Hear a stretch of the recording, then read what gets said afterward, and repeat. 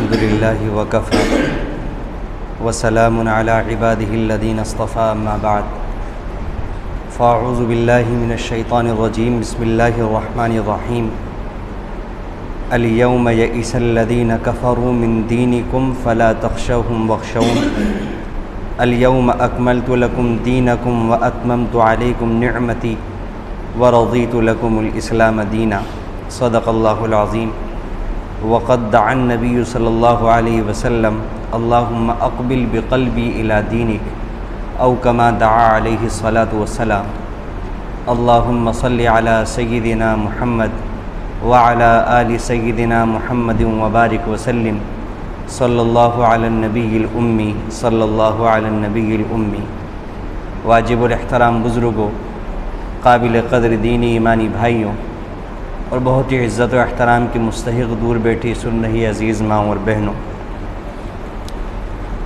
ہم سب کو جب اللہ رب العزت قرآن کریم پڑھنے کا یا قرآن کریم سننے کا اپنے فضل و کرم سے موقع مرحمت فرمائے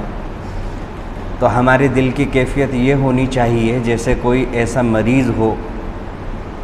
کہ جس کو ایسا مرض لاحق ہو گیا ہو کہ جو لا علاج ہو، اور اچانک اسے پتہ چلے کہ میرے مرض کا ایک جگہ علاج ہو سکتا ہے، تو وہ جتنی توجہ سے اس ڈاکٹر کا تذکرہ سنے گا اور اس کا پتہ لگانے کی، پتہ حاصل کرنے کی کوشش کرے گا، وہ کیفیت قرآن کریم کی آیت سنتے وقت ہمارے دلوں کی ہونی چاہیے کہ اللہ تعالیٰ نے میرے مرض اور اللہ تعالیٰ نے میری پریشانی اور اللہ تعالیٰ نے میری ہدایت اپنے کلام کے اندر رکھی ہے، اور میں ہدایت کا اپنے بھائیوں سے سب سے زیادہ محتاج ہوں۔ ہر مسلمان کو یہ سوچنا چاہیے کہ اور میرے بھائی مجھ سے بہت اچھے ہیں لیکن میں بہت کمزور ہوں، میں ہدایت کا بہت زیادہ محتاج ہوں۔ میں اللہ نے جو قرآن کریم میں اپنی کتاب میں نور رکھا ہے اپنے کلام پاک کی آیتوں میں، اس نور کا میرا دل بہت محتاج ہے، کیونکہ میرے دل کے اندر اور بھائیوں کے مقابلے میں بہت اندھیرا ہے۔ اگر یہ کیفیت ہم سب کے دلوں کی ہوگی تو انشاءاللہ بہت نفع ہوگا۔ اللہ تعالیٰ یہ کیفیت مجھے بھی عطا فرمائے اور تمام سامعین کو عطا فرمائے۔ آج جو آیت آپ حضرات کے سامنے میں نے تلاوت کی ہے سورۃ المائدہ کی آیت نمبر 3، یہ عجیب شان والی آیت ہے۔ الیوم یئس الذین کفروا من دینکم الیوم اکملت لکم دینکم واتممت علیکم نعمتی ورضیت لکم الاسلام دینا۔ یہ اس موقع کی آیت ہے کہ اللہ کے نبی علیہ الصلاۃ والسلام میدان عرفات میں موجود ہیں، حج کا موقع ہے، اور عرفہ میں میدان عرفات میں سب لوگ جمع ہیں اور تقریباً 1.5 لاکھ کے قریب صحابہ کرام موجود ہیں، اور اللہ کے نبی علیہ الصلاۃ والسلام میدان عرفات میں بھی جبل رحمت کے قریب بالکل موجود ہیں۔ آپ اونٹنی پر تشریف فرما ہیں، جمعہ کا دن ہے، اور جمعہ کے دن بھی عصر سے مغرب کے بیچ کا وقت ہے۔ اتنی ساری قبولیت کی گھڑیاں، جمعہ کے دن کے عصر کے بعد کا وقت، عرفے کا دن، جمعہ کا دن، اللہ کے نبی علیہ الصلاۃ والسلام موجود، صحابہ کرام موجود، اور تقریباً آخری آیتیں جو اللہ کے نبی علیہ الصلاۃ والسلام پر نازل ہوئی ہیں، ان آخری آیتوں میں سے ایک آیت یہ ہے، الیوم اکملت لکم دینکم۔ اللہ کے بندوں نے قرآن کریم کی عجیب طریقے پر خدمت کی ہے۔ اللہ تعالیٰ تمام مفسرین، محدثین، فقہاء اعظام کے قبروں پر کروڑہ کروڑ رحمت نازل فرمائے کہ جب کوئی آیت کھولیں ہم تفسیر کی کتابوں کے اندر تو وہ سارا منظر اس طرح بیان کیا ہے اللہ کے بندوں نے کہ اگر کوئی خیال میں کھونے کی کوشش کرے تو گویا کہ وہ تصویر بالکل کھینچ دیتے ہیں کہ اللہ کے نبی علیہ السلام اونٹنی پر موجود ہیں، جبل رحمت کے قریب ہیں، 1.5 لاکھ کا مجمع ہے، جمعہ کا دن ہے، عصر کے بعد پوری منظر کشی۔ اور آج بھی ہم سننے والوں کو اس منظر کو سامنے رکھ کر ایک دل کے اندر شوق پیدا ہونا چاہیے کہ اس وقت اللہ کے نبی علیہ السلام پر کیا وحی نازل ہوئی تھی، اس وقت آپ نے کس طرح خطاب فرمایا تھا۔ میں اس وقت تو موجود نہیں تھا، لیکن اگر میں اس وقت موجود ہوتا اور اللہ کے نبی علیہ الصلاۃ والسلام نے جو کچھ فرمایا ہوتا تو میں نے اس کو کس طرح لیا ہوتا، کیا میں نے اس پر عمل کیا ہوتا، کیا میں نے اسے شوق سے سنا ہوتا؟ جب یہ کیفیت پیدا ہوگی، دل میں سوالات پیدا ہوں گے، تو اس کا جواب یہ ہے کہ الحمدللہ وہ جو آپ کی زبان سے نکلا تھا، اللہ نے ایسا نظام بنایا ہے کہ قیامت تک کے لیے محفوظ ہے۔ ہم آپ کو تو نہیں دیکھ سکتے، لیکن وہ جو نکلا تھا آپ کی زبان سے، وہ کیفیت، وہ جملے، وہ اللہ کا کلام، وہ ہدایت کا پیغام، وہ نور، وہ رحمت، وہ تو سب موجود ہے۔ تو ہم آج بھی وہ حاصل کر سکتے ہیں۔ ہمیں اپنے دلوں کو کھول کر اور طلب کے ساتھ اللہ کے کلام کی طرف اللہ سے دعائیں مانگتے ہوئے متوجہ ہونے کی ضرورت ہے۔ کیا فرمایا گیا، کیا وحی نازل ہوئی؟ الیوم اکملت لکم دینکم۔ اے نبی، آپ ان کو یہ بتا دیجئے، صحابہ کرام کے مجمع میں اعلان فرما دیجئے کہ آج میں نے تمہارے لیے تمہارے دین کو مکمل کر دیا۔ آج میں نے تمہارے لیے تمہارے دین کو مکمل کر دیا، یعنی اب تمہارا دین بالکل مکمل ہے۔ اب اس کے اندر کسی بھی احکام کی بڑھوتری کی کوئی ضرورت نہیں، نہ کوئی حکم اس میں کم ہوگا نہ زیادہ ہوگا، اور یہ دین اتنا مکمل ہے کہ اس میں جو حکم آ گیا اب تک اللہ کے نبی صلی اللہ علیہ وسلم پر، وہ حکم اب بدلا نہیں جائے گا، اللہ نے مکمل کر دیا۔ وَأَتْمَمْتُ عَلَيْكُمْ نِعْمَتِي، اور میں نے تمہارے اوپر اپنی وَأَتْمَمْتُ عَلَيْكُمْ نِعْمَتِي، اتمام کا لفظ وہاں استعمال ہوتا ہے، یعنی ایسی چیز عطا کی ہے کہ اب اس کے بعد دوسری کسی چیز کی ضرورت نہیں ہے۔ اکملت لکم دینکم، جس مقصد کے لیے ہم نے قرآن کو نازل کرنا شروع کیا تھا، وہ مقصد اس قرآن سے پورا ہو چکا، یعنی پوری ہدایت جب بھی کوئی بندہ قیامت تک حاصل کرنا چاہے گا تو یہ اللہ کی کتاب کافی ہے، یہ اللہ کا کلام کافی ہے۔ وَأَتْمَمْتُ عَلَيْكُمْ نِعْمَتِي، جو قرآن کریم، وَرَضِيتُ لَكُمُ الْإِسْلَامَ دِينًا، اور میں نے تم سب کے لیے اسلام کو دین کے طور پر قبول کر لیا، اور میں نے تم سب کے لیے اسلام کو دین کے طور پر قبول کر لیا۔ یہ تین جملے ہیں، لیکن اتنے گہرے جملے ہیں، اتنے گہرے جملے ہیں کہ قرآن کریم کی تفسیریں کھول کر کے دیکھیں تو ہر مفسر نے الگ الگ معارف، الگ الگ حکمت کی باتیں اس سے اخذ کی ہیں اللہ کے فضل و کرم سے، اور اس کی حکمتیں اور اس کے اندر اللہ کی طرف سے وہ عنایتیں اور اللہ کی وہ مہربانیاں امت مسلمہ پر لٹائی گئی ہیں، برسائی گئی ہیں، کہ سچی بات یہ ہے کہ ان نعمتوں کا ہم حق ادا نہیں کر سکتے۔ غور کرتے ہیں اور سمجھنے کی کوشش کرتے ہیں۔ ایک مثال سے اس مضمون کو سمجھیں۔ انسان کا جسم انسان نہیں کہا جا سکتا، انسان جبھی کہا جائے گا کہ جب انسان کا پورا جسم موجود ہو، اور پورا جسم صحیح سالم جسم جبھی سمجھا جائے گا کہ جب اس کے جسم کے سارے اعضاء موجود ہوں۔ بالکل اسی طرح یہ جو اللہ تعالیٰ نے مکمل لفظ استعمال فرمایا، مکمل دین، تو دین جو ہے، دین وہ چیز ہے، دین وہ نظام ہے کہ جس کے اندر مسلمانوں کی اور انسانوں کی زندگی کے سارے شعبے شامل ہوتے ہیں۔ دین صرف عبادت کا نام نہیں ہے، دین دنیا کے اندر پہلے سانس سے لے کر آخر سانس تک جتنے بھی کام انسان کرے گا، ان کاموں کو اللہ کے حکم کے مطابق کرنا، اس کے اندر دین کے جتنے بھی زندگی کے شعبے ہیں، دین کے اندر وہ سارے کے سارے آ جاتے ہیں۔ کھانا پینا وہ بھی دین کے اندر آتا ہے، روزی کمانا وہ بھی دین کے اندر آتا ہے، دین نے اس کے بارے میں بھی رہنمائیاں کی ہیں۔ ہم اس جملے کے اوپر غور کریں مختصر سے وقت کے اندر کہ آج ہم میں کی اکثریت، مسلمانوں کی غالب اکثریت، وہ اس غلط فہمی کے اندر مبتلا ہو گئی ہے کہ دین کا تعلق تو صرف عبادات سے ہے، معاملات سے کوئی تعلق نہیں ہے، معاملات ہماری مرضی ہے، ہم جس سے چاہیں بولیں، جس سے چاہیں نہ بولیں۔ جب ہم گفتگو کریں تو ہماری مرضی ہے کہ ہم غیبت کریں، چغلی کریں، اپنی زبان کی طاقت کا کسی پر ناحق استعمال کریں، ہماری مرضی ہے، ہماری زبان ہے۔ پیسہ جو ہمیں اللہ تعالی نے دے دیا ہے وہ ہماری قبضے میں آنے کے بعد وہ ہمارا ہے، اب ہم اس کو فضول کاموں میں اڑائیں، عیاشیوں میں اڑائیں، منکرات کے اندر اڑائیں، ہمارا پیسہ ہے۔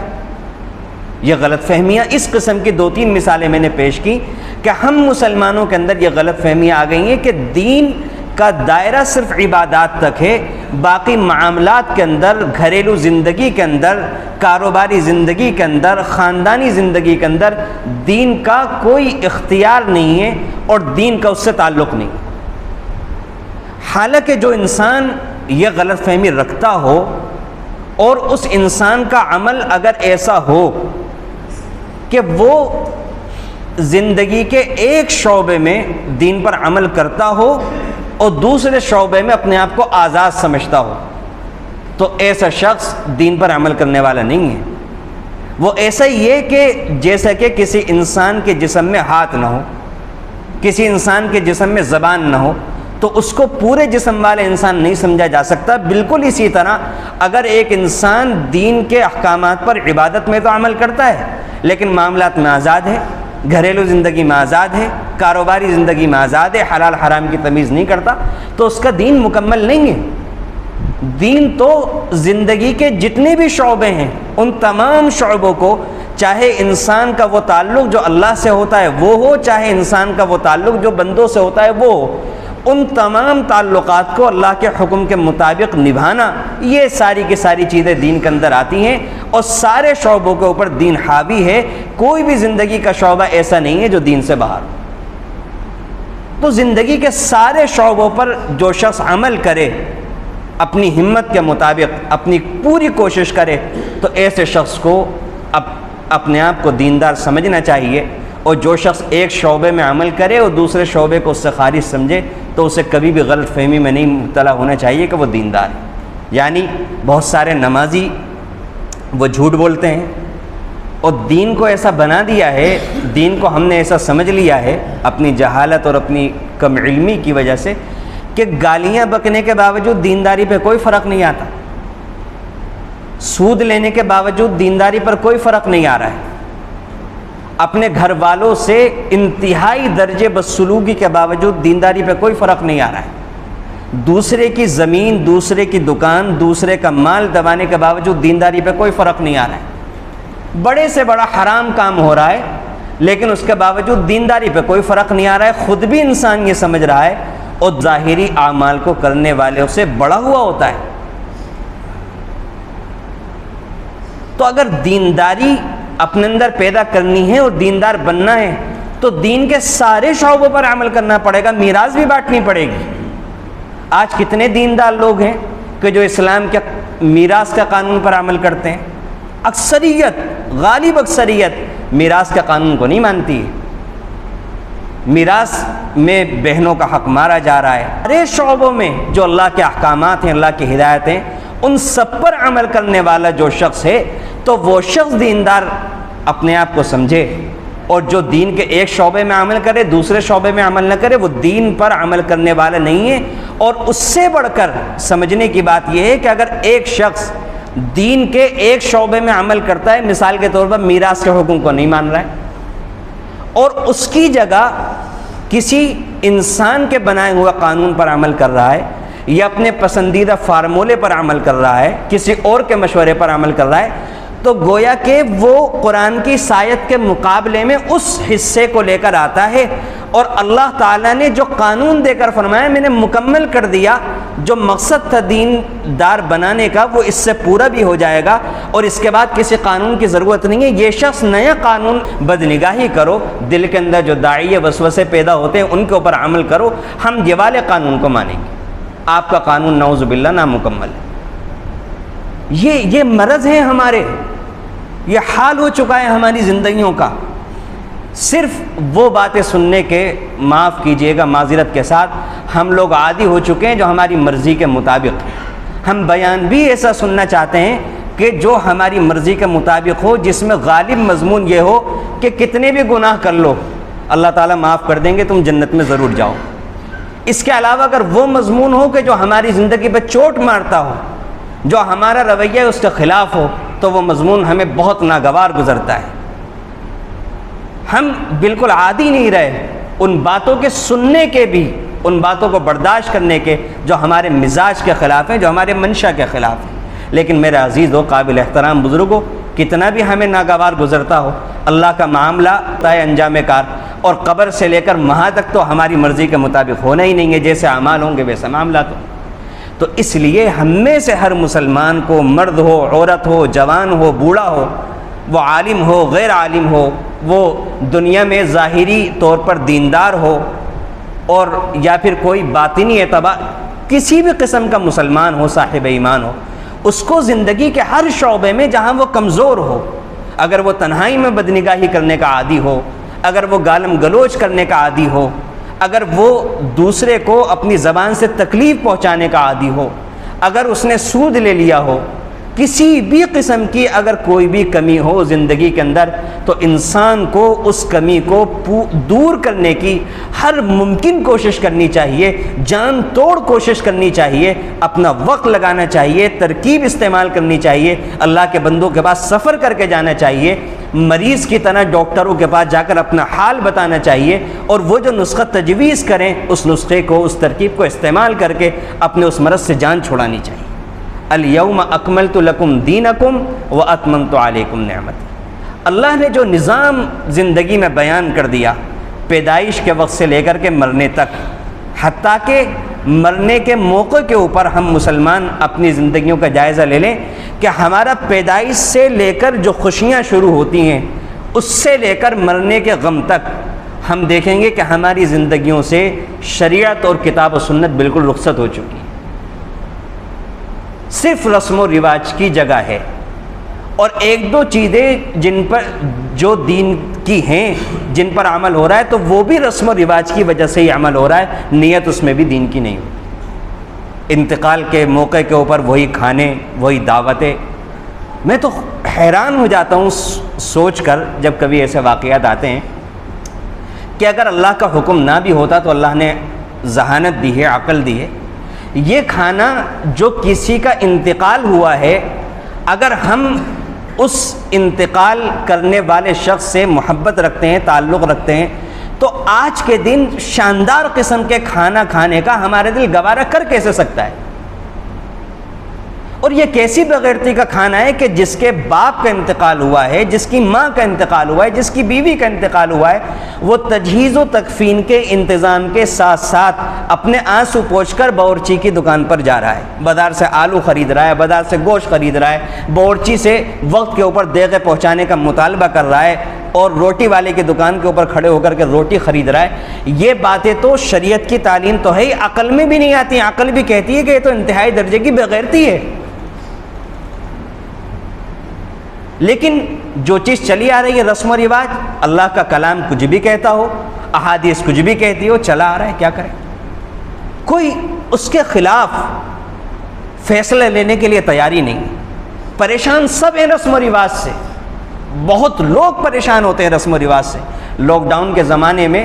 کتنے لوگوں نے بہت کثرت کے ساتھ شادیاں کی، اور کتنے لوگوں سے ملاقاتیں بھی ہوئیں، تو انہوں نے بالکل صراحتاً، ہم نے خود سنا، انہوں نے یہ بات کہی کہ یہ موقع اچھا ہے کہ بہت کم خرچ کے اندر شادی ہو جائے گی، تو ہمارا کوئی ارادہ نہیں تھا، لیکن موقع سے فائدہ اٹھاتے ہوئے ہم شادی کر رہے ہیں۔ وہ طریقہ جو سنت کا تھا وہی طبیعت کے مطابق بھی ہے، حیثیت بھی اسی کی ہے، لیکن کیا کریں، رسم و رواج کی وجہ سے مجبور اتنے ہیں کہ لوگوں کے طعنے کی وجہ سے انسان مقروض ہو رہا ہے، پریشان ہو رہا ہے، کیا کیا جھمیلے مول لے رہا ہے، لیکن کرے گا وہی۔ میرے بھائیوں، میرے عزیز قابل احترام بزرگوں، اللہ کا کلام کافی ہے، اللہ کا کلام کافی ہے، اور اللہ تعالی راضی ہو جائیں، چاہے اللہ کو راضی کرنے کی وجہ سے لوگ ناراض ہو جائیں، تو یہ والا کام کرنا چاہیے کہ اللہ راضی ہو جائے، کیونکہ اللہ کے راضی ہونے سے ہی فرق پڑتا ہے اس زندگی میں بھی اور بعد کی زندگی میں بھی۔ لوگوں کے ناراض ہونے سے نہ اس زندگی میں کوئی فرق پڑتا ہے، نہ اس زندگی میں کوئی فرق پڑنے والا۔ نگاہ اللہ پر ہونی چاہیے، اللہ کی رضا پر ہونی چاہیے۔ اس کے بعد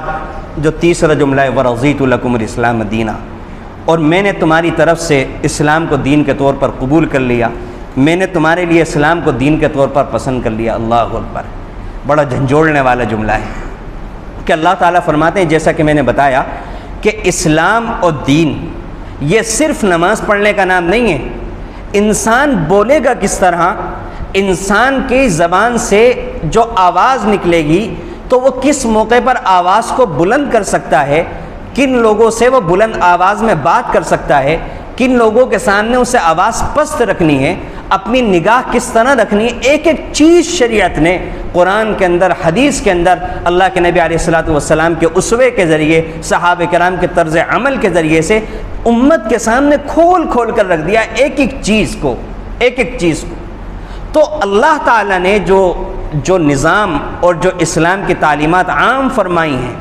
تو اس نظام کو زندگی کے ہر شعبے میں ہمیں اپنی زندگی کے اندر لانا ہے۔ وہ نظام جو ہمارے آبا و اجداد سے چلا آ رہا ہے، جو ہمارے شہر کے اندر رائج ہے، جو ہماری برادری کے اندر رائج ہے، جو ہمارے خاندان کے اندر رائج ہے،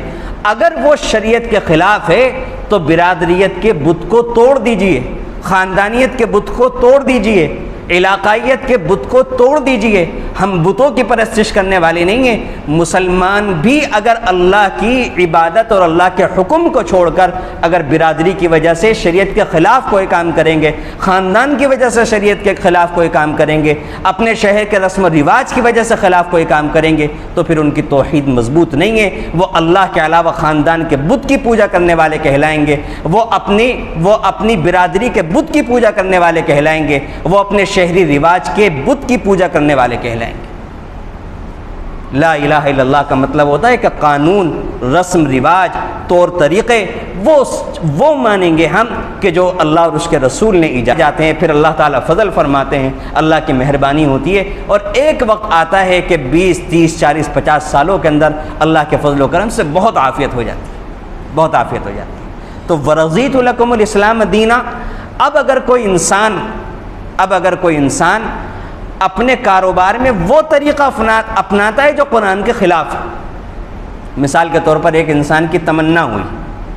اور اکثر و بیشتر انسان جو دین کو چھوڑتا ہے عام طور سے رزق دیا ہوا ہوتا ہے، لیکن اس کے دل میں حد سے بڑی ہوئی تمنا، غیر ضروری تمنا پیدا ہوتی ہے کہ مجھے تو وہاں پہنچنا ہے، اور اس کی وجہ سے جب وہ جائز طریقے پر نہیں پہنچ پاتا تو اس کے سامنے شیطان حرام راستہ کھولتا ہے، سود کا راستہ کھولتا ہے، میراث کا مال ہڑپنے کا راستہ کھولتا ہے، امانت کا مال کھا جانے کا راستہ کھولتا ہے، اس کے علاوہ حرام مال کی کوئی بھی شکل کا راستہ کھولتا ہے۔ وہ راستہ اس کو آسان لگتا ہے اور اپنی منزل تک پہنچانے والا لگتا ہے، تو وہ انسان اپنی تمناؤں کی وجہ سے جو حد سے زیادہ بڑی ہوئی تھی اس شیطان کے پھندے میں پھنس جاتا ہے اور وہ حرام کام اپنا لیتا ہے، وہ حرام کام کا مرتکب ہو جاتا ہے۔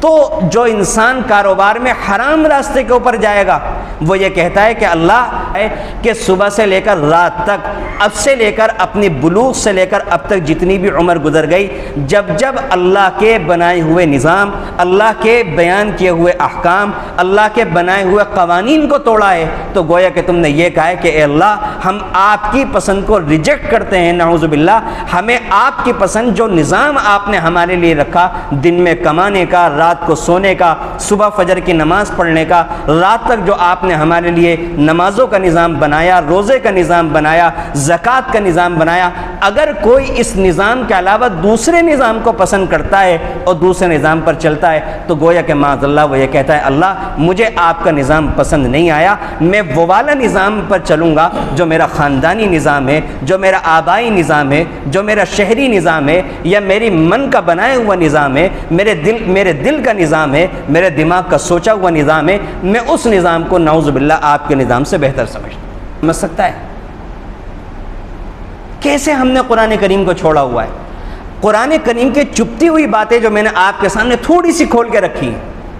یہ قرآن اس طرح جھنجھوڑ دیتا ہے جس وقت ہمارے دلوں کو جھنجھوڑا ہوا ہے، اور ہم دیکھ رہے ہیں اپنی زندگی کو کھلی آنکھیں کہ ہم نے تو جو نظام بنایا ہوا ہے اپنا دن گزارنے کا،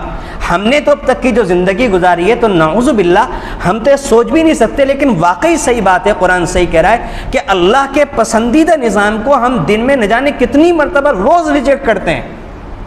اور پھر بھی ہم سمجھے ہوئے کہ ہم تو بہت اچھے دیندار ہیں کیونکہ ہم تو نمازیں پڑھ رہے ہیں، کیونکہ ہم تو فلاں نیک کام کر رہے ہیں۔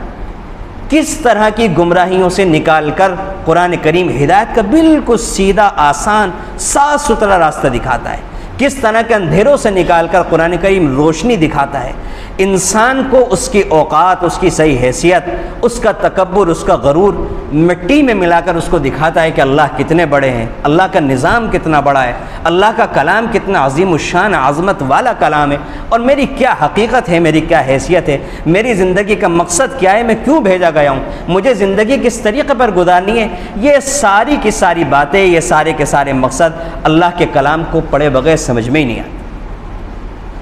اب آ جاتے ہیں اس بات کے اوپر کہ اللہ کے نبی علیہ الصلوۃ والسلام کی ایک دعا نظر آتی ہے، رضیت باللہ ربا وبالاسلام دینا وبمحمد نبیا۔ دوسرے الفاظ کے ساتھ بھی ہے رضیت باللہ ربا وبمحمد رسولا وبالاسلام نبیا، دونوں طریقے سے منقول ہے۔ اس دعا کے بارے میں آتا ہے کہ جو شخص اس دعا کو صبح شام پڑھے تو بعض حدیثوں میں آتا ہے کہ اس کے سارے گناہ معاف ہو جاتے ہیں۔ بعض حدیثوں میں اللہ کے نبی علیہ السلام نے فرمایا میں اس بات کی گارنٹی لیتا ہوں کہ جنت میں اس کو میں داخل کرواؤں گا، یہ بھی اس کی فضیلت کے اندر ہے۔ اور اللہ رب العزت کی طرف سے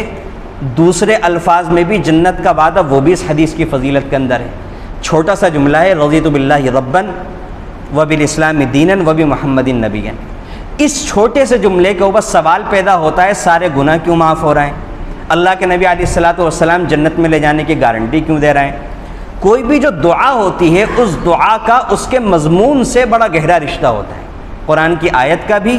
اور دعاؤں کا بھی۔ یہ جو دعا ہے، اتنی سی دعا،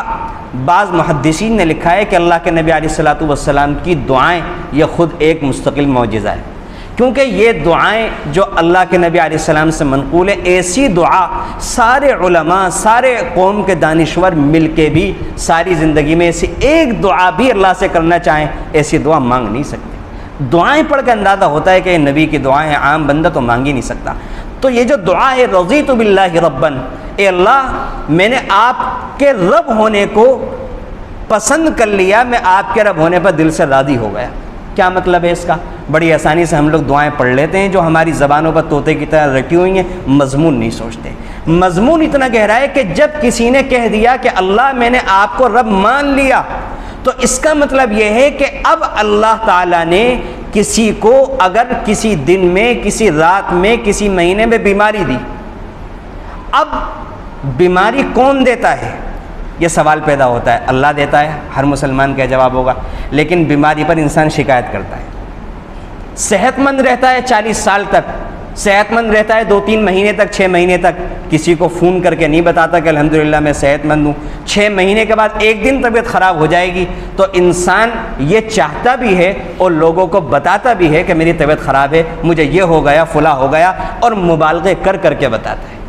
تو پتہ کیا چلا کہ ہم نے زبان سے تو کہہ دیا کہ اللہ کو رب مانتے ہیں، دل میں نہیں اللہ کو رب مانتے۔ اگر دل میں ہوتا تو جو ہماری مزاج کے مطابق اللہ کا حکم ہے وہ تو ہر کوئی مانتا ہے۔ پاگل آدمی بھی اپنی پسند کی بات آرام سے مانتا ہے، وہ کتنا بھی بڑا پاگل ہو، لیکن آپ اس سے اس کے فائدے کی بات کر کے دیکھیں، پاگل سے پاگل شخص بھی اپنے فائدے کی مانتا ہے، وہ تو ہم مانیں گے ہی۔ جو مزاج کے خلاف باتیں ہوں،